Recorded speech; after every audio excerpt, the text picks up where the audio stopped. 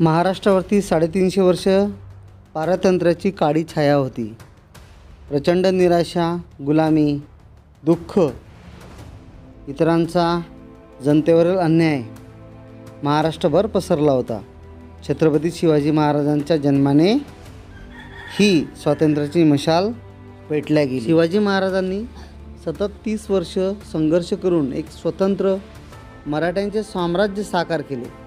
स्वतःचे अस्तित्व व सार्वभौम राज्य दाखवण्यासाठी शिवरायांनी राज्याभिषेक करावयाचे ठरवले. आतापर्यंत आदिलशाहीसोबत झालेला संघर्ष, मुघलांबरोबर झालेला संघर्ष, स्वकीयांबरोबर झालेला संघर्ष, नवनवीन प्रदेश, किल्ले स्वराज्यात जोडणे, परकीयांच्या ताब्यात असलेले किल्ले मिळवताना गमावलेले मोहरे, हे सर्व परिश्रम राज्याभिषेकाच्या निमित्ताने फळाला आले होते. संपूर्ण जगाला हे स्वतंत्र राज्य झाले हे माहीत व्हावे म्हणून राज्याभिषेकाची तयारी केली. भारतातील त्या काळात अस्तित्वात असलेल्या इतर राज्यांना मराठी स्वराज्य निर्माण झाले हे दाखवण्यासाठी राज्याभिषेकाची तयारी केली.